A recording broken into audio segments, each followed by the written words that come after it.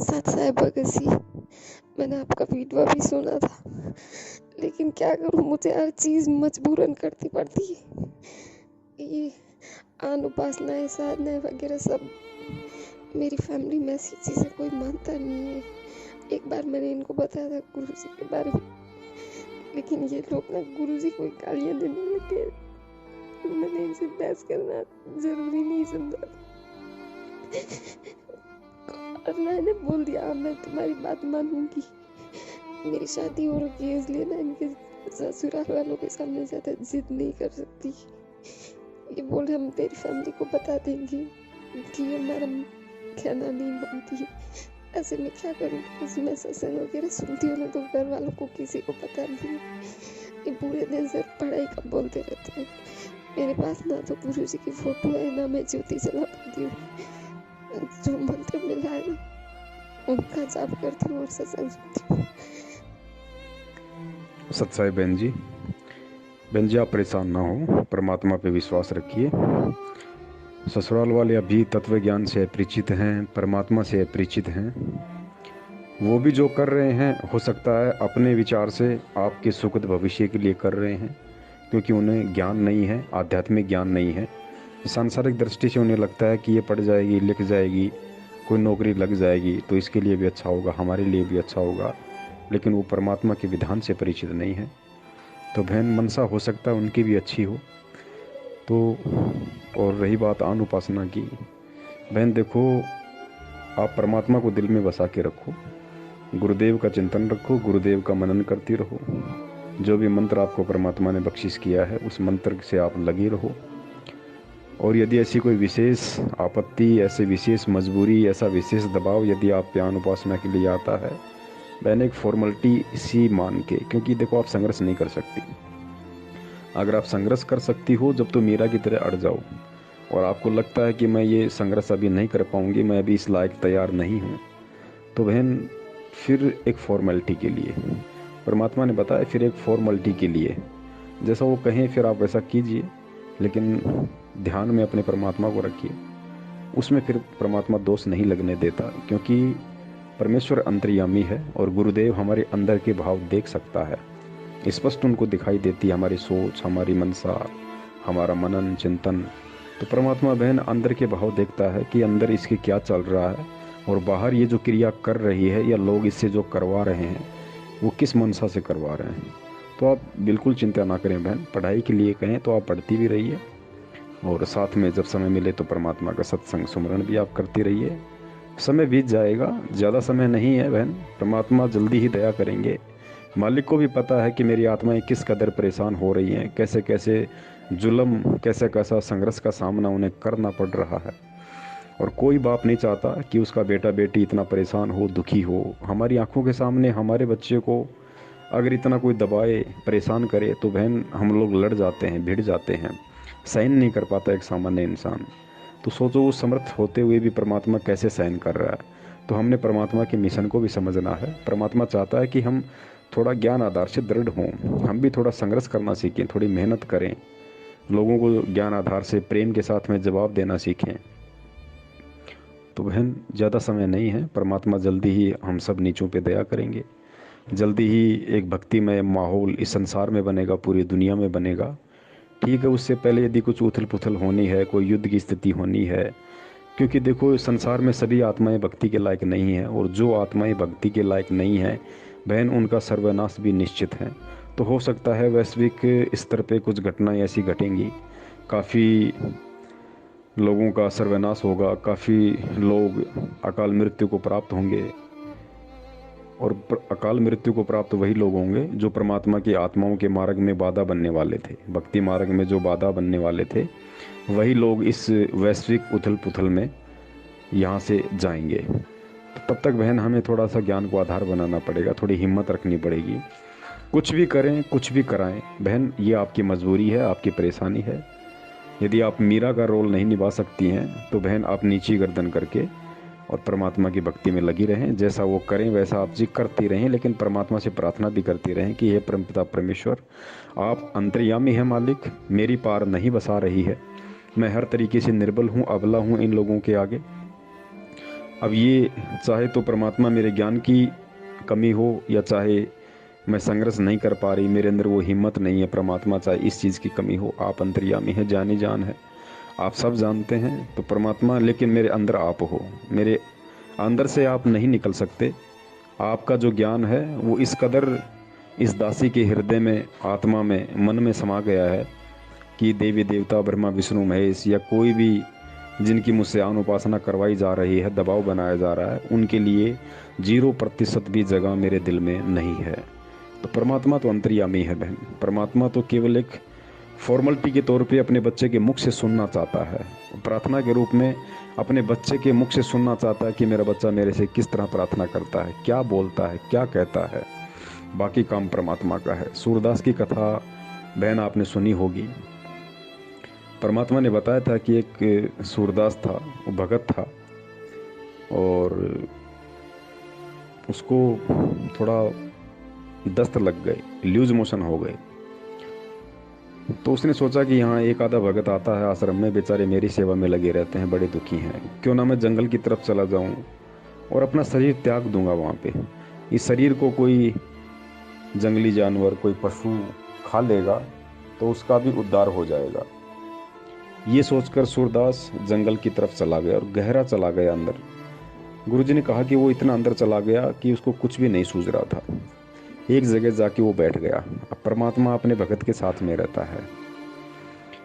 तो तभी एक बच्चा आया और कहा कि बाबा बाबा, लगता आपको भूख लगी है। तो सूरदास ने सोचा भाई होगा कोई बच्चा, आसपास में कोई परिवार रहता होगा यहाँ पे। उसने कहा हाँ बेटा, मुझे भूख लगी है। तो इतने में बच्चा थाली से, खिचड़ी थी उस थाली में, और उस बाबा को पकड़ाते हुआ कि लो बाबा, मेरी माँ ने आपके लिए खिचड़ी भेजी है, आपको देख के कि भाई एक बाबा बैठा है, आप एक खिचड़ी खा लो बाबा। तो सूरदास ने परमात्मा का शुक्रिया अदा किया कि हे परमपिता परमेश्वर, हे मालिक, आप इतने दयालु। परमात्मा, जंगल में भी आपने अपने दास की सेवा कर डाली, अपने दास का इतना ध्यान रखा आपने। सूरदास ने खिचड़ी खाई। खिचड़ी खाते ही गुरुदेव ने कहा कि सूरदास की लूज मोशन बंद हो गई, उसकी जो भी बीमारी थी एक तरीके से समाप्त हो गई। सूरदास बच्चे को आवाज़ देने लगा कि बेटा थाली ले जा, बेटा थाली ले जा। कहीं से कोई आवाज़ सूरदास की नहीं सुन रहा था। इतने में गुरुजी ने बताया कि उधर से कुछ गडरिए थे जो भेड़ बकरियां चराते हैं, तो उनकी कोई भेड़ बकरी वगैरह खो गई थी। उसको ढूंढते ढूंढते वो लोग उधर से आ रहे थे। तो उन्होंने सूरदास की आवाज़ सुनी तो सूरदास के पास गए। सूरदास कह रहा था कि ले जा बेटा, थाली ले जा बेटा, मैंने खिचड़ी खा ली बेटा, थाली ले जा। गडरी आए और कहा कि बाबा किसको आवाज़ दे रहे हो? बोला भाई एक बेटा था अभी यहाँ पे, उसकी माँ ने खिचड़ी भेजी थी, और भाई ये थाली के लिए मैं कह रहा हूँ कि बेटा अपनी थाली ले जा। तो गडरिया ने कहा कि बाबा आपका दिमाग ख़राब हो गया लगता हमें, आप कहाँ हो आपको पता है?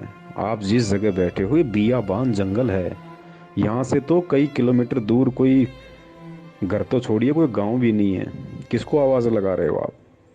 तो सूरदास चूँकि भगत था, परमात्मा की आत्मा थी, अंदर से उसको चेतना हुई, वो समझ गया। उसने कहा भाई ठीक है भाई, मैं समझ गया भाई कौन था क्या नहीं था, किसने खिचड़ी खिलाई। सूरदास के अंदर एक जोश पैदा हो गया, एक उमंग पैदा हो गई, नई चेतना जागृत हुई उसके अंदर।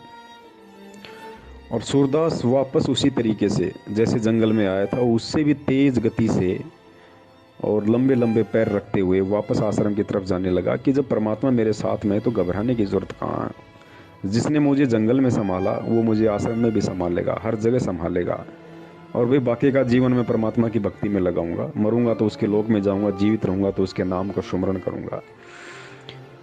तो लंबे लंबे कदम रखते हुए गुरुजी ने बताया कि सूरदास वापस चल रहा था। वो ये नहीं देख रहा था आगे खड्डा है, आगे कंटीली झागड़ियाँ क्या है क्या नहीं है, उसके दिमाग में सिर्फ परमात्मा चल रहा था, सिर्फ परमात्मा।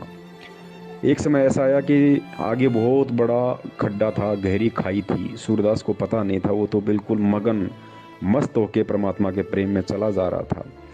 सूरदास का एक पैर जैसे ही उस खाई में रखने को हुआ, तुरंत पीछे से आके एक व्यक्ति ने उसका हाथ पकड़ लिया और कहा कि सूरदास जी बाबा कहाँ जा रहे हो बाबा? अरे कम से कम देख तो लो आगे कितनी गहरी खाई है, कितना गहरा खड्डा है। ये तो मैंने देख लिया आपको और दौड़ के आपका हाथ पकड़ लिया, वरना एक सेकंड भी नहीं लगती आपको खाई में गिरने में। बताओ, थोड़ा बहुत तो देख के चलो कम से कम। बहन, गुरुजी ने बताया कि सूरदास ने आओ देखा ना ताव, और जिसने उसका हाथ पकड़ रखा था, सूरदास ने बड़ी तेजी से लकड़ी फेंक दी और उसके पैर पकड़ लिए। पैर पकड़ के बैठ गया। बोले भगवान, बोले हे परमात्मा, आधा घंटे पहले तो चकमा दे के निकल गया, अब नहीं निकल सकता, अब नहीं छोड़ूंगा परमात्मा, अब चकमा नहीं दे सकते आप सूरदास को। तो वो व्यक्ति बोला, अरे भाई तू तो अच्छा आदमी यार, तेरी जान क्या बचा दी, मेरे तो गले पड़ गया। अरे मैं तो रास्ते से जा रहा था, अचानक से तुझे देख लिया, दौड़ के तेरी जान क्या बचाई, मेरे गले पड़ गया। कौन भगवान, कैसा भगवान, भाई छोड़, मुझे जाना है मुझे। तो सूरदास ने कहा कि परमात्मा, ये सूरदास एक बार धोखा खा सकता है, बार बार धोखा नहीं खा सकता, लेकिन परमात्मा भी लीला पूरी करता है। उस व्यक्ति ने कहा कि नहीं नहीं भाई, मैं कोई परमात्मा नहीं हूँ भाई, कहाँ पागल हो रहा है, छोड़ो, मुझे जाना है भाई, मुझे काम है। तो गुरुजी ने कहा कि उस व्यक्ति ने ज़बरदस्ती करते हुए और सूरदास से अपना पैर छुड़वा लिया। तो सूरदास ने रोते हुए कहा, गुरुदेव ने बताया, सूरदास ने कहा कि कोई बात नहीं परमात्मा, आप समर्थ हो, आप शक्तिमान हो, आप कुछ भी कर सकते हो, मेरी क्या औकात आपके सामने जो मैं आपका पैर पकड़ के रख सकूं, मैं आपको कस के पकड़ सकूं, मेरी क्या औकात है, मैं दीन हूं, मैं निर्बल हूं। परमात्मा ने एक वाणी के माध्यम से बताया कि सूरदास ने कहा कि हीन समझ के पैर छुड़ा गया। हीन यानी कमजोर। सूरदास ने कहा कि हीन समझ के, हीन जान के पैर छुड़ा गया, है सर्वशक्तिमान तू। सूरदास ने कहा कि हे परमात्मा, मैं दुर्बल हूँ, निर्बल हूँ, कमज़ोर हूँ, मुझको हीन समझकर आप अपना पैर छुड़ा गए, क्योंकि आप सर्वशक्तिमान हो। तो सूरदास ने कहा कि हीन समझ के, कमज़ोर समझ के पैर छुड़ा गया, है सर्वशक्तिमान तू, पर सूरदास के दिल से निकल जा, जब मानो किसा बलवान तू। कि परमात्मा, पैर तो आप छुड़ा गए क्योंकि निर्बल हूँ, दुर्बल हूँ, कमज़ोर हूँ, लेकिन आपको तब मानूं कि आप भगवान हो, तब मानूं कि आप बहुत बड़े समर्थ हो, शक्तिशाली हो। इस सूरदास के दिल से निकल के दिखा दो आप एक बार। तो बहन, परिवार वाले चाहे आन उपासना के लिए दबाव डालें, चाहे किसी भी चीज़ के लिए प्रेशराइज करें, बहन आपने अपने दिल में उस परमात्मा को, दास जो बार बार परमात्मा शब्द यूज़ करता है, बहन वो परमात्मा शब्द केवल सतगुरु के लिए है, गुरुदेव संत रामपाल जी महाराज जी के लिए है। तो बहन, ये चाहे कितनी आपसे आन उपासना करवा लें दबाव बना के, मजबूरी में, लेकिन जिस तरह आपने अपने सतगुरु को, अपने परमात्मा को अपने दिल में बैठा रखा है उस सूरदास की तरह, उसको कोई नहीं निकाल सकता बहन। वो देवी देवता, ब्रह्मा विष्णु महेश, माता गणेश, उस परमात्मा की जगह पे आके नहीं बैठ सकते, उस परमात्मा की जगह 7 जन्म में भी नहीं ले सकते, क्योंकि ज्ञान ही ऐसा है। ये ज्ञान भगत को इस कदर पागल बना देता है, भगत को इस कदर प्रेरित करके और अपना बना लेता है, बहन उसके बाद किसी और के लिए जगह नहीं बचती है। तो आपकी मजबूरी है, तो बहन आप परमात्मा से प्रार्थना करती रहिए कि हे परमात्मा, आपकी दासी की हालत तो सूरदास की तरह है, इस दासी के दिल में, इस दासी के मन मस्तिष्क में परमात्मा आपके अलावा दूसरा कोई नहीं समा सकता है इष्ट रूप में। हे गुरुदेव, बाकी मैं सांसारिक दृष्टि से कमज़ोर हूँ, हीन हूँ, दुर्बल हूँ, आप अंतर्यामी हो, मेरी हर स्थिति से वाकिफ़ हो। तो परमेश्वर अब आपके हाथ में है मालिक, बाकी मैं आपकी भक्ति पे लगी हुई हूँ, जितनी मेरे से बन पाती है। मेरे श्रद्धा भाव में किसी प्रकार की कोई कमी नहीं है। बाकी परमेश्वर आप जानी जान है, क्या मेरे साथ हो रहा है, क्या नहीं हो रहा है। तो बहन, ऐसी स्थिति में परमात्मा उस आत्मा को दोषी नहीं मानता है, नहीं समझता है, क्योंकि सच्चाई का पता लगने के बाद एक आम प्राणी भी सामने वाले को क्षमा कर देता है, और मालिक तो जानी जान, वो तो अंतर्यामी। तो सतगुरु बहन मजबूरी में या दबाव देकर आपसे करवाई गई किसी भी क्रिया में कैसे दोष देख सकता है, परमात्मा कैसे आपसे नाराज हो सकता है। और एक समय ऐसा आएगा परमात्मा वो दया कर देगा, वो परिवार वाले आंखों से आंसू निकाला करेंगे कि बेटी धन्य है तेरी भक्ति को और धन्य है बेटी तेरे गुरुदेव को, जो ऐसी विपरीत परिस्थितियों में हमसे छुप छुपा कर भी तो अपने भगवान को याद किया करती थी, उसकी भक्ति किया करती थी। लेकिन बहन तब तक हमने हिम्मत नहीं हारनी है, तब तक हमने हिम्मत बना के रखनी है, तब तक हम परमात्मा की भक्ति पे चलते रहें, चाहे दुख में चाहे सुख में। अंत में परमात्मा संभाल ही लेगा, अपनी आत्मा को टूटने नहीं देगा, झुकने नहीं देगा। बस ये हिम्मत बना के रखना बहन, ये अंतिम दाव है इस कलयुग का।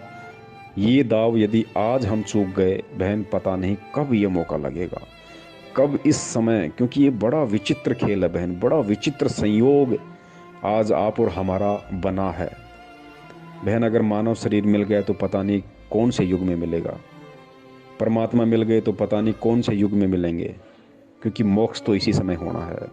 अगर हमारा मानव जन्म भी हो गया और ये परमात्मा नहीं मिला, ये समय नहीं मिला बहन जी, बहुत असंख्य कल्प युगों के बाद गुरुजी ने बताया कि ऐसा विचित्र संयोग बैठता है, ऐसा विचित्र संयोग। कलयुग की ये बिचली पीढ़ी, कलयुग की बिचली पीढ़ी में 1997 के आसपास हमारा जन्म, और 1997 में परमात्मा द्वारा उपदेश, उसके बाद हम परमात्मा की शरण में आए, परमात्मा ने हमें ज्ञान समझाया। इतनी संगत होने के बाद भी कितने लोग उनको समझ पाए, कितने लोग ज्ञान को आधार बना के चल रहे हैं बहन। ये सारा का सारा सहयोग बहुत अनंत युगों के बाद बनता है। तो बहन ये तो स्वाति सीप जैसा मेल है, मौका हम चूक ना जाएं बहन, किसी भी तरीके से। लंगड़े लूले गए, बहरे अंधे काणे, यानी किसी भी तरह से हम इस भक्ति पे लगे रहें। कोई कुछ भी करवाए मजबूरी समझ के या दबाव में, अगर हम कर लेते हैं बहन, उसका दोष परमात्मा नहीं देखता, क्योंकि परमात्मा ये देखता है कि ये किस भाव से अनुपासना कर रही है, किस भाव से ये देवी देवताओं को सिजदा कर रही है। परमात्मा अंदर के भाव देखता बहन, बाहर की क्रिया नहीं देखता। साधु भूखा भाव का, धन का भूखा नाही, जो कोई धन का भूखा साधु बिनाई। तो बहन हमने इस तरीके से इस भक्ति मार्ग पे यदि हम संघर्ष नहीं कर सकते तो हमने इस तरीके से अपने परमात्मा को सूरदास जी की तरह अपने दिलो दिमाग में बैठा के, और हमने भगत जी उसके पीछे लगे रहना है। परमात्मा का चिंतन मनन हमने करते रहना है। फिर चाहे ब्रह्मा विष्णु महेश हमारे सिर पे आके क्यों ना बैठ जाएं बहन जी, आधा बाल भी नहीं उखाड़ सकते, आधा बाल भी। जब इतनी दृढ़ता, इतना